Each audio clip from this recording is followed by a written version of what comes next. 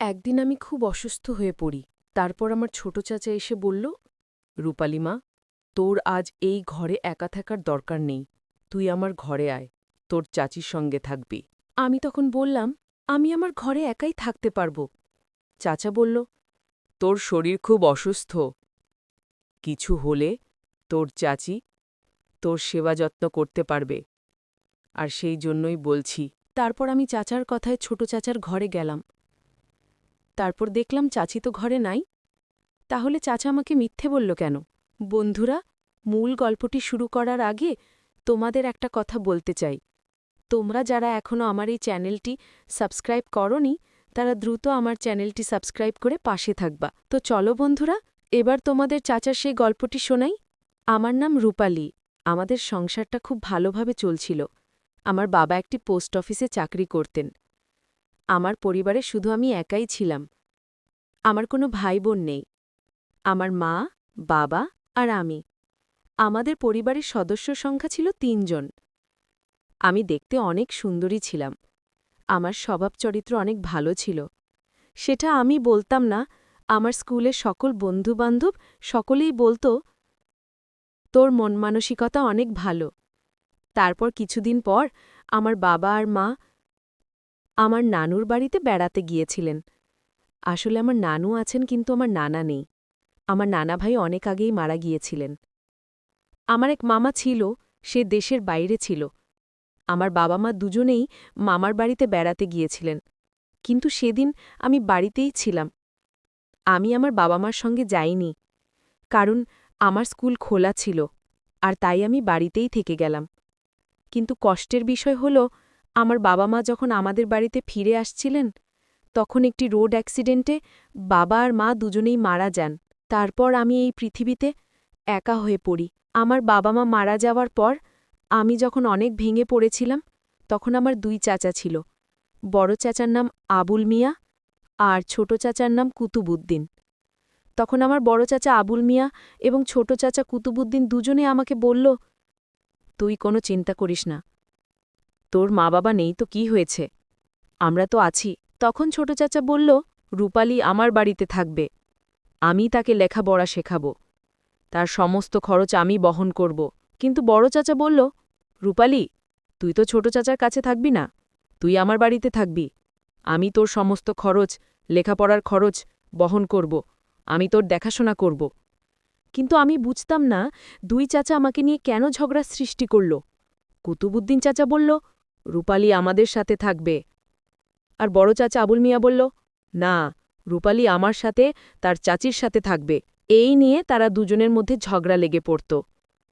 কিন্তু আমি বুঝতাম না তারা কেন এভাবে আমাকে নিয়ে এত লড়াই করছে। এর পিছনে কি উদ্দেশ্য আছে? আমি তখন চাচাকে বললাম, চাচা, তোমাদের মধ্যে ঝগড়া করার কোনো প্রয়োজন নাই। আমি নিজেই বাড়িতে একাই থাকতে পারব। কেউ আমাকে দেখাশোনা করতে হবে না, আমার কারো খরচ প্রয়োজন নাই। আমার বাবা যে টাকা পয়সা ব্যাংকে রেখে গেছেন, সেই টাকা দিয়ে আমি আমার লেখাপড়া চালাব। আপনাদের কারো আমাকে দেখাশোনা করার দরকার নেই। কিন্তু তারপরও ছোট চাচা কুতুবুদ্দিন বলল, কেন? আমরা কি মরে গেছি? তুই তোর বড় চাচার কথা শুনবি? তুই আমার বাড়িতেই থাকবি। তুই বাড়ি ছেড়ে কোথাও যাবি না। আমি তোর খেয়াল রাখব। তুই তো আমার মেয়ের মতোই। ভাতিজি তো মেয়ের মতোই হয়। আমার ছেলে মেয়ে আর তোর মধ্যে তো কোনো পার্থক্য নেই। তখন আমি কুতুবুদ্দিন চাচাকে বললাম, চাচা দেখুন, আমি বড় চাচাকে কষ্ট দিতে পারব না। আমি যদি আপনার বাড়িতে থাকি, তাহলে আমার বড় চাচা অনেক কষ্ট পাবেন, কারণ তিনি ভাববেন হয়তো আমি তাকে চাচা মনে করি না। তাই আমার মনে হয় আমার কারো সাথে থাকার দরকার নেই। তারপর কিছুদিন যাওয়ার পর আমি যখন নিজের ঘরে একা থাকতাম, একদিন রাতে আমি খাওয়া দাওয়া সেরে যখন নিজের ঘরে ঘুমোচ্ছিলাম, তখন হঠাৎ দরজায় নক করল। আমি ঘরের ভিতর থেকে একটু ভয় পেয়ে গেলাম। আমি মনে মনে ভাবলাম, এত রাতে কে হতে পারে? এর আগে তো কেউ দরজায় আসেনি। আমি ভয়ে দরজা খুলছিলাম না। যখন আমি কোনো শব্দ করছিলাম না, তখন আরও জোরে দরজায় নক করতে লাগল। আমি বিছানা থেকে উঠে দরজার কাছে গেলাম। তারপর আস্তে করে রুমের দরজাটা খুলে দেখলাম আমার বড় চাচা বারান্দায় দাঁড়িয়ে আছে। আমি চাচাকে দেখে চমকে উঠলাম। বললাম, চাচা, তুমি এত রাতে কেন? চাচা তখন বলল, মা, তোর সাথে আমার কিছু জরুরি কথা আছে। আমি বললাম, চাচা, কি কথা? সেটা তো দিনেও বলতে পারতে।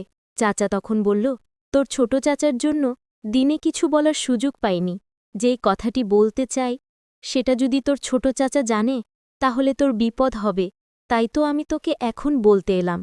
আমি তখন চাচাকে বললাম, চাচা, বলুন, কি কথা? আমি আসলে বুঝতে পারছিলাম না চাচা কি বলতে চায়। তখন চাচা আমার ঘরে এসে একটা চেয়ারে বসে বলল, তোর ছোট চাচার কথা কখনোই তুই রাখবি না। সে যদি তোকে বলেও তোর লেখাপড়ার সমস্ত খরচ দেবে, তুই সেটা কখনোই নিবি না, কারণ তার পেছনে অবশ্যই কোনো রহস্য লুকিয়ে আছে। তুই তো জানিস তোর ছোট চাচা একজন কৃপণ মানুষ। সে নিজে একটা টাকা খরচ করতে অনেক দ্বিধাবোধ করে। আমি তখন আমার বড় চাচাকে বললাম, চাচা, আপনার কথা আমি বুঝেছি। আপনি এটাই বলতে চেয়েছেন যে ছোট চাচা আমাকে লেখাপড়া করানোর পেছনে কোনো উদ্দেশ্য আছে। তাহলে আমি আপনাকে একটি প্রশ্ন করি। বড় চাচা বলল, ঠিক আছে, বলো মা। আমি বড় চাচাকে বললাম, ছোট চাচা যদি আমার সমস্ত খরচ বহন করার পেছনে উদ্দেশ্য রাখে, তাহলে আপনি আমাকে কেন সাহায্য করতে চাইছেন? আপনি আমার লেখাপড়ার খরচ কেন বহন করতে চাইছেন? তাহলে চাচা, আপনার রহস্য কি? তখন চাচা আমার দিকে তাকিয়ে নীরব হয়ে রইলেন। কিছুক্ষণ পর উত্তর দিলেন, তুই আমার বড় ভাইয়ের মেয়ে, তুই তো আমার মেয়ের মতোই। আমি তোর খেয়াল না রাখলে কে রাখবে? আমার মেয়েকে যদি আমি লেখাপড়ার সমস্ত খরচ, দেখাশোনা, খাওয়া দাওয়া সবকিছুই বহন করতে পারি, তাহলে তুই একলা মানুষ। তোর দায়িত্ব কেন আমি নিতে পারব না? আমি যদি তোর খেয়াল না করি, তাহলে বড় ভাইয়ের মৃত আত্মা কষ্ট পাবে, আমাকে অভিশাপ দেবে। তাছাড়া তোর বাবা আমাকে বলেছিলেন, আমি যদি পৃথিবীতে না থাকি তাহলে আমার মেয়েকে তুই দেখাশোনা করিস। আমি তখন চাচাকে বললাম, চাচা, আপনি চলে যান, কালকে কথা হবে। চাচা চলে গেলেন। একদিন অসুস্থ হয়ে পড়ায় দুই চাচা এসে আমাকে অন্য ঘরে থাকার পরামর্শ দিলেন। আমি তখন ছোট চাচার ঘরে গিয়ে উঠি। সেই রাতেই কিছু অস্বাভাবিক বিষয় আমার নজরে আসে, যেখান থেকে আমি তার সুন্দর ও ভদ্র আচরণ নিয়ে সন্দেহ করতে শুরু করি। ছোট চাচার ঘরে গিয়ে দেখলাম তিনি আমার জন্য অনেক খাবার আর ফলমূল এনে রেখেছেন। তিনি আমাকে বললেন, রূপালি, তোর বাবা মা নেই বলে মন খারাপ করিস না। আমি তোর বাবার মতোই, তোর সব খেয়াল রাখার দায়িত্ব এখন আমার। আমি অসুস্থ ছিলাম বলে তিনি আমাকে যত্ন করে খাবার খাওয়ালেন এবং ওষুধও দিলেন। তার যত্ন দেখে আমার মনে হল তিনি সত্যিই আমার ভালো চান। কিন্তু রাতে যখন আমি ঘুমাতে যাচ্ছিলাম তখন ছোট চাচা এসে বললেন, তুই অসুস্থ, তাই কোনো অসুবিধা হলে যেন সাহায্য করতে পারি, সেজন্য আমি পাশের ঘরেই থাকব। তোর সমস্যা হলে আমাকে ডাকিস। সেই রাতে আর আমার ঘুম হল না, কারণ আমি চিন্তায় ছিলাম কেন আমার চাচা আমার প্রতি এতটা খেয়াল রাখছেন। পরদিন সকালে ঘুম থেকে উঠে আমি দ্রুত আমার নিজের ঘরে ফিরে এলাম। আমি বুঝতে পারছিলাম না কেন চাচা এত বেশি আমার খেয়াল রাখছেন। আমার বাবা মা জীবিত থাকাকালীন তিনি কখনো এত খেয়াল নিতেন না। কয়েকদিন পর ছোট চাচা কুতুবুদ্দিন আমাকে নিয়ে তার বাড়িতে চলে যেতে চাইলেন। তিনি বললেন, রূপালি, একা একা তোর নিজের বাড়িতে থাকা ঠিক না, আমাদের সঙ্গে চল, আমরা তোকে দেখাশোনা করব। আমি যেতে রাজি হলাম না, কারণ আমি নিজের বাড়িতেই স্বাচ্ছন্দ্য বোধ করছিলাম। কিন্তু তিনি বললেন, চলো মা। বড় চাচা আবুল মিয়াও তখন এসে বললেন, রূপালি, ছোট চাচার কথা শোনো, একা থাকাটা নিরাপদ নয়। আমি দুজনকে অনুরোধ করলাম, তোমরা আমাকে কেন বুঝতে চাও না? আমি একা থাকতে চাই, কিন্তু তারা কেউই আমার কথা শুনলেন না। শেষ পর্যন্ত আমি ছোট চাচার বাড়িতে যেতে বাধ্য হলাম। ছোট চাচার বাড়িতে গিয়ে আমার জীবন আরও কঠিন হয়ে পড়ল। সেখানে আমাকে বাড়ির সমস্ত কাজকর্ম করতে হতো, রান্না করতে হতো, ঘর পরিষ্কার করতে হতো, এমনকি তার ছেলে মেয়েদেরও দেখাশোনা করতে হতো। লেখাপড়ার জন্য সময়ই পেতাম না। আমি বুঝতে পারছিলাম আমি তাদের জন্য একজন কাজের মানুষে পরিণত হয়েছি। আমার মনে হল তারা আমাকে নিজের মেয়ের মতো দেখাশোনা করার কথা বললেও আসলে তাদের উদ্দেশ্য অন্য কিছু। আমার মন ভেঙে গেল। আমি বুঝলাম আমার বাবা মায়ের মৃত্যুর পর আমি সত্যিই একা হয়ে গেছি। আমার মনে হল আমার কোনো আশ্রয় নেই। আমি সিদ্ধান্ত নিলাম এভাবে আর চলা যাবে না। আমাকে নিজের পথ নিজেকেই তৈরি করতে হবে। আমার বাবার রেখে যাওয়া টাকা আমার লেখাপড়ার জন্য ছিল, আর তা আমাকেই ব্যবহার করতে হবে। আমি চুপচাপ নিজের ভবিষ্যৎ নিয়ে পরিকল্পনা করতে শুরু করলাম। আমি জানতাম আমাকে খুব সাবধানে চলতে হবে, কারণ আমি এখন একা। এক রাতে যখন সবাই ঘুমাচ্ছিল আমি চুপি চুপি আমার বাবার ব্যাংকের কাগজপত্র খুঁজে বের করলাম। আমি দেখলাম একটি নির্দিষ্ট অঙ্কের টাকা আমার নামে ফিক্সড ডিপোজিট করা আছে এবং এর নমিনি আমি নিজেই। আমার চাচার আমার টাকা হস্তান্তরের কোনো অধিকার নেই। এটা জানার পর আমার মনে এক নতুন শক্তি ফিরে এলো। আমি চাচাকে বললাম এবং তাকে বোঝাতে চেষ্টা করলাম যে আমি কারো বোঝা হতে চাই না এবং আমি আমার নিজের পথ তৈরি করতে চাই। আমি বললাম, আপনাদের আমাকে আর কোনো সাহায্য করতে হবে না, আমি নিজের দায়িত্ব নিজেই নেব। চাচা প্রথমে রেগে গেলেও পরে তিনি দেখলেন যে আমাকে আর কোনোভাবে প্রভাবিত করা যাবে না। এরপর আমি ছোট চাচার বাড়ি ছেড়ে আবার নিজের বাড়িতে ফিরে এলাম। আমি আমার বাবার রেখে যাওয়া টাকা দিয়ে একজন গৃহশিক্ষক রাখলাম এবং কঠোর পরিশ্রম করে লেখাপড়া করতে লাগলাম। আমি নিজের পায়ে দাঁড়ানোর প্রতিজ্ঞা করলাম, যাতে আর কখনো কারো সাহায্যের উপর নির্ভর করতে না হয়। কিছুদিন পর আমার বড় চাচা আবুল মিয়া এলেন আমার কাছে। তিনি বললেন, আমি শুধু তোর ভালো চেয়েছিলাম। আমি তার কথা শুনে চুপ রইলাম। তিনি বললেন, যদি তোর কোনো সাহায্যের প্রয়োজন হয় তাহলে আমাকে জানাতে দ্বিধা করিস না। আমি তাকে ধন্যবাদ জানালাম এবং বললাম যে আমি এখন নিজের পথেই চলতে চাই। এই ঘটনার পর থেকে আমি আরও সতর্ক হলাম। মানুষের প্রতি বিশ্বাস স্থাপন করার আগে আমি বারবার চিন্তা করতাম। আমি আমার বাবার রেখে যাওয়া শিক্ষাকেই আঁকড়ে ধরলাম, স্বাবলম্বী হওয়া এবং আত্মবিশ্বাসী হওয়া। আমার বাবা মা আমাকে ভালোবাসার পাশাপাশি যে স্বাধীনতার শিক্ষা দিয়েছিলেন তা আমাকে জীবনে এগিয়ে যেতে সাহায্য করেছিল। আমি এখন জানি, নিজের উপর বিশ্বাস রাখলে এবং সঠিক সিদ্ধান্ত নিতে পারলে আমি যে কোনো প্রতিকূলতা পেরিয়ে যেতে পারব। আমার জীবনে চাচার অপ্রত্যাশিত উদ্দেশ্য জানার পর আমি নতুন করে জীবন সাজানোর সিদ্ধান্ত নিলাম। নিজের বাড়িতে ফিরে এসে আমি নিজেকে আরও বেশি পড়ালেখায় মনোনিবেশ করলাম। বাবার রেখে যাওয়া স্মৃতির সাথে আমার দিন কাটছিল। আমি সকাল সন্ধে পড়ালেখা আর ঘরের কাজ নিয়ে ব্যস্ত থাকতাম। আমার স্কুলের বন্ধু বান্ধবীরা আমার পাশে ছিল, বিশেষ করে আমার বান্ধবী অনন্যা। সে সবসময় আমার সাথে থাকত। অনন্যা আমার সব দুঃখ কষ্টের কথা শুনত আর আমাকে সান্ত্বনা দিত। ওর সাহায্য ছাড়া হয়তো এই কঠিন সময়টা পার করা আমার পক্ষে সম্ভব হতো না। একদিন অনন্যা আমার বাড়িতে এলো। আমরা দুজনে বসে গল্প করছিলাম। অনন্যা জানতে চাইল, রূপালি, তুই এখন কেমন আছিস? চাচার বাড়ি থেকে আসার পর তোর কি আর কোনো সমস্যা হয়েছে? আমি দীর্ঘশ্বাস ফেলে বললাম, আর বলিস না রে, সবকিছু এখন কেমন যেন অচেনা লাগছে। কাকে বিশ্বাস করব আর কাকে করব না বুঝতে পারি না। অনন্যা আমাকে বলল, চিন্তা করিস না, আমরা সবাই তোর পাশে আছি। ঠিক তখনই দরজায় কড়া নাড়ার শব্দ হল। রাত তখন প্রায় ৮টা। এ সময় কে আসতে পারে ভেবে আমি একটু অবাক হলাম। অনন্যাও আমার দিকে জিজ্ঞাস্য দৃষ্টিতে তাকাল।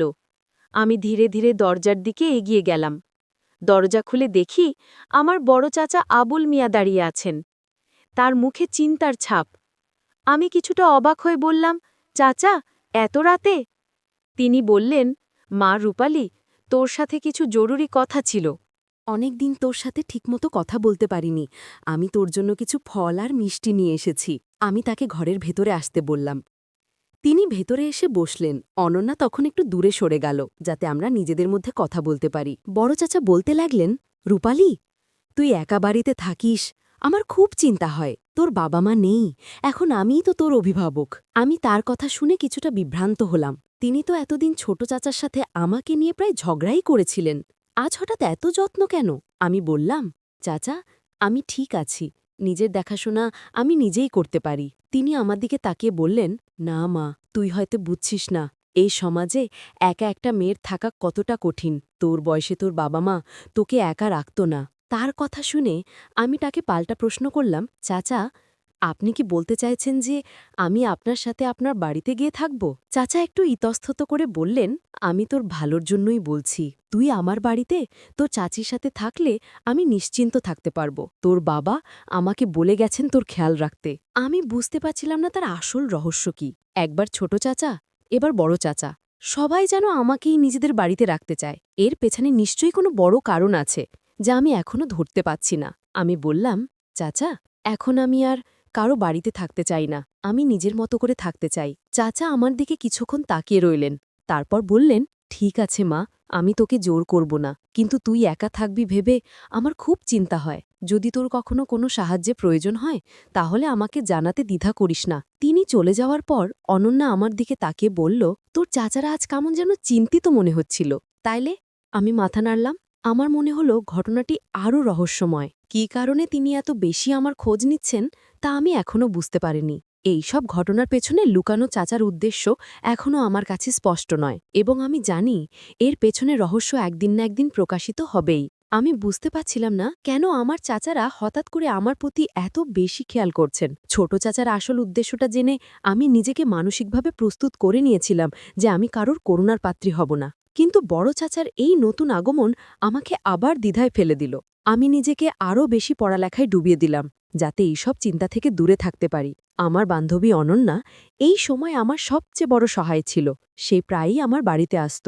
আমরা একসাথে পড়ালেখা করতাম এবং গল্প করতাম। তার সাথে কথা বললে আমার মন কিছুটা হালকা হতো।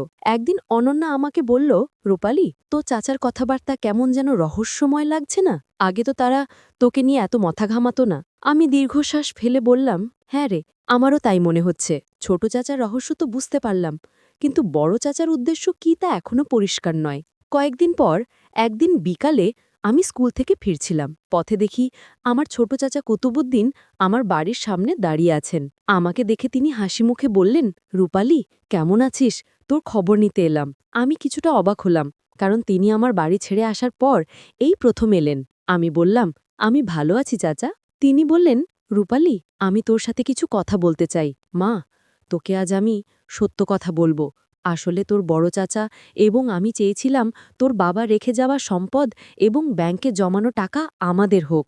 আমরা চেয়েছিলাম যদি আমি তোর খেয়াল বা দেখাশোনা করি এবং স্কুলে খরচ সবকিছু আমি বহন করি, তাহলে ভেবেছিলাম হয়তো তোর বাবা রেখে যাওয়া সম্পদ, টাকা পয়সা এগুলো আমার হবে। তাই আমি লোভে পড়ে গিয়েছিলাম। আর তাই তো তোকে বারবার বলছিলাম যে তুই আমাদের সাথে থাক। আর তোর বড় চাচাও চেয়েছিল যে তুই তার বাড়িতে থাকিস। কিন্তু তুই একজন মেধাবী মেয়ে। তুই আগেই বুঝে গিয়েছিস যে আমাদের উদ্দেশ্য ছিল তোর বাবা রেখে যাওয়া সম্পত্তির ওপর। তুই বুঝে গিয়েছিস আসলে আমরা তোর বাবার সম্পত্তি পাওয়ার আশায় তোর দায়িত্ব নিতে চেয়েছিলাম। আমার ভুল হয়েছে মা। তোর বাবার সম্পত্তি, টাকা পয়সা আমার কোনো প্রয়োজন নাই। তুই আমাকে ক্ষমা করে দিস। তারপর পেছনে দেখলাম বড় চাচা এসে হাজির হলেন। বড় চাচা বললেন, তোর ছোট চাচা যা বলেছে সব ঠিক, তুই আমাদের ক্ষমা করে দে। আসলে আমরা চেয়েছিলাম যে তোর বাবার সম্পত্তি এবং ব্যাংকে রেখে যাওয়া টাকাগুলো আমাদের হোক। যদি আমরা তোর লেখাপড়া এবং সমস্ত খরচ বহন করি, তাহলে একদিন আমরা এই সম্পত্তির মালিক হব। কিন্তু এটা আমাদের ভুল ধারণা। তাদের দিকে তাকিয়ে আমি হাসলাম। আমি জানতাম তাদের উদ্দেশ্য যাই হোক না কেন, আমি কোনো ফাঁদে পড়িনি। আমার বাবা মায়ের শিক্ষা আর আমার নিজের দৃঢ়তা আমাকে সঠিক পথ দেখিয়েছিল। আজকের গল্পটি একটি পারিবারিক গল্প ছিল। সেই গল্পটি থেকে অনেক কিছুই শেখা যায়। গল্পটি থেকে কি বুঝলেন তা অবশ্যই কমেন্ট করে জানাতে ভুলবেন না।